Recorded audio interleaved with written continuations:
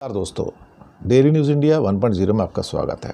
उत्तराखंड में सिग्नेचर पुल भरभरा के गिर गया। गडकरी साहब और मोदी जी हाईवे के लिए बनवा रहे थे। ऋषिकेश बद्रीनाथ हाईवे पर रुद्रप्रयाग के निकट नारकोटा 110 मीटर की लंबाई वाला सिग्नेचर ब्रिज, ये प्रदेश का पहला सिग्नेचर ब्रिज था। बस ये भरभरा के पूरा का पूरा नीचे चला गया। अब सवाल उठने शुरू हो गए। सवाल तो उठने चाहिए। जिस समय पुल गिरा उस समय कोई मजदूर साइट पे नहीं था, तो किसी की मृत्यु तो नहीं हुई। अब जांच के आदेश पर यह पुल तो पहले भी गिर गया था।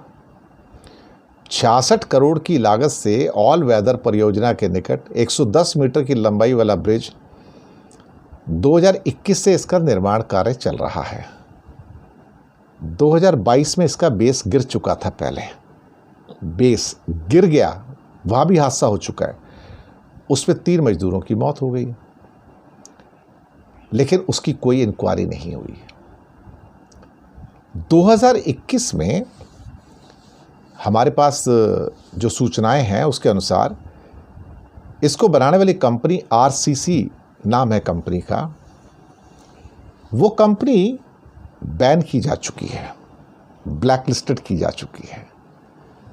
ब्लैक लिस्टेड कंपनी को दोबारा से 66 करोड़ का ठेका कहाँ से मिलता है? फिर 2022 में जब हादसा होता है, इसका एक पार्ट गिर जाता है, तो फिर वहाँ पर उसकी इंक्वायरी क्यों नहीं होती है?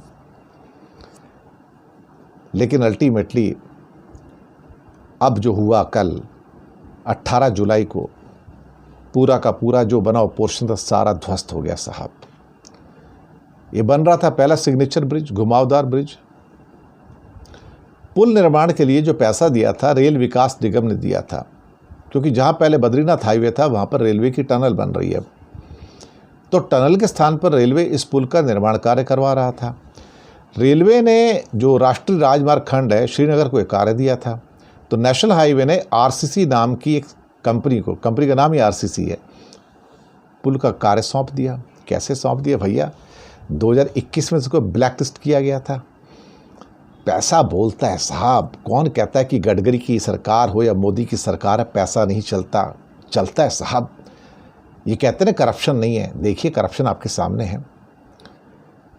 अब फिर से बात उठी है कि इस कंपनी को ब्लैक लिस्ट किया जाना चाहिए, पर ये भूल गए 2021 में ब्लैक लिस्ट हो चुका था। तो ब्लैक लिस्टिंग हटाया किसने? फिर ब्लैक लिस्टिंग हटाया किसने?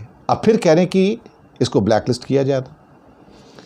जब इसके बेसमेंट के निर्माण में जब बड़ा हादसा हुआ था, तब भी एडमिनिस्ट्रेशन ने, नेशनल हाईवे अथॉरिटी ने इसके खिलाफ कोई एक्शन नहीं लिया। मोटा पैसा दे दिया होगा।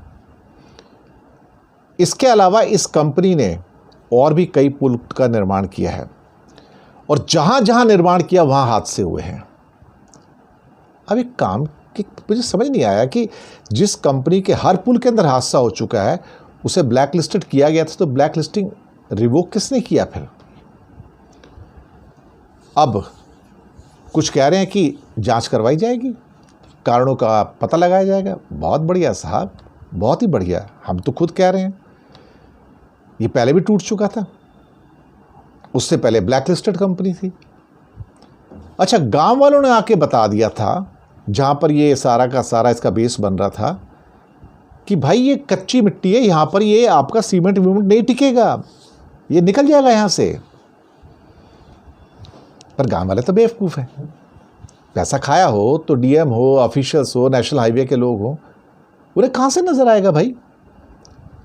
लेकिन गांव वाले होशियार हैं। उन्हें इस मिट्टी की महक से पता लग जाता है कि मिट्टी कच्ची है या पक्की है, यहाँ पे चीज़ पक्की बनेगी या कच्ची बनेगी। देखिए, जो पहाड़ के लोग होते हैं ना, वो पहाड़ की मिट्टी को सूंघ के बता देते हैं कि भाई यहाँ पर निर्माण करना है या नहीं करना है, और कहीं यहाँ पे निर्माण किया तो लफड़ा हो जाएगा। नारकोटा का ये उत्तराखंड का पहला सिग्नेचर ब्रिज, जो बद्रीनाथ के लिए नेशनल हाईवे बन रहा था 4 लेन का, खत्म, ध्वस्त होकर सीधा वैली के अंदर पूरा। 110 मीटर का ब्रिज था भैया, लेकिन क्या करें अब? ये मिट्टी धंसने वाली मिट्टी थी और वहाँ पे टेम्पररी काम किया गया। National highway authority of India इस पुल का निर्माण कर रहा है। नेशनल हाईवे अथॉरिटी किसके पास है? गडकरी के पास है, मोदी के पास है। ब्लैक लिस्टेड कंपनी, उसका ब्लैक लिस्टिंग रिवोक किया जाता है। जरा बताइए मोदी जी और गडकरी साहब, इसका ब्लैक लिस्टिंग किसने रिवोक किया? 2021 में आया था। और फिर उससे पहले हर पुल के निर्माण में इसकी शिकायतें आ चुकी थी, फिर भी इसको दोबारा से ब्लैक लिस्ट नहीं किया गया। अच्छा, नरकोटा ब्रिज में अलाइनमेंट को लेकर भी सवाल है कि अलाइनमेंट की प्रॉब्लम बहुत बड़ी है। अब कमा रहा है। यही कंपनी सिरोबगढ़ ब्रिज भी बना रही है, एक और जगह है।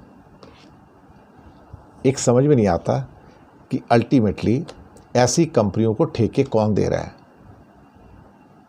एक बात क्लियर है और वो ये है कि ये सरकार कहती है कि हम बहुत बड़ा इंफ्रास्ट्रक्चर का काम करेंगे, लेकिन सारा इंफ्रास्ट्रक्चर कच्चा है, घटिया है, उसमें करप्शन है।